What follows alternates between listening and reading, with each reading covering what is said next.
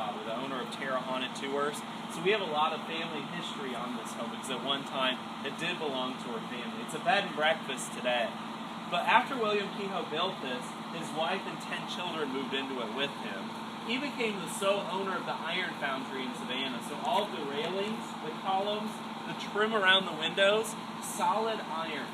His motto was, anything you can build out of wood, I can build out of iron. So this home is iron and brick. He built it for about $25,000 in 1892. That's the equivalent of about $600,000 today.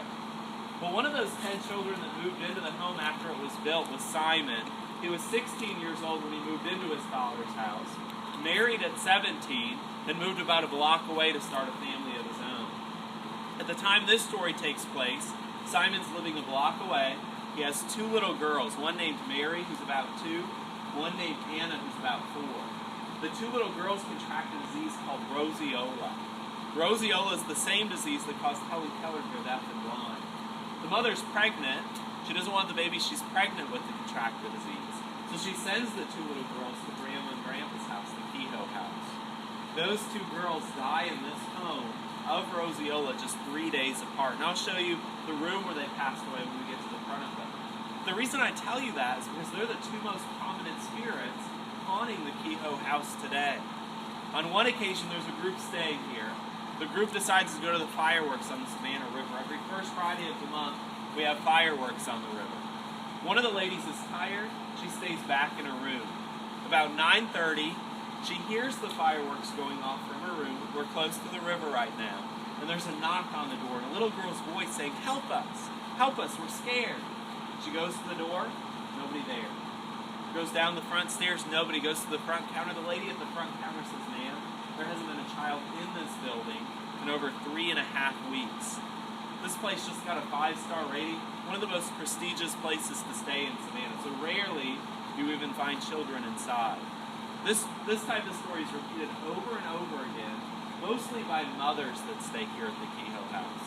We believe the little girl knocking is Anna, who was about 4 when she passed away. And we believe Mary, her little sister, is with her because in most instances they always say that she said, help us, so we believe they're both still together. William Kehoe passed away in 1929.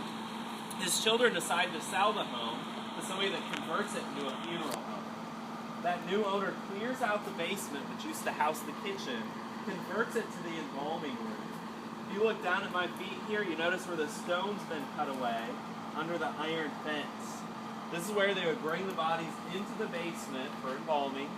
They would have the funerals in these big rooms with the rounded bay windows that you see. That was the perfect spot for those caskets.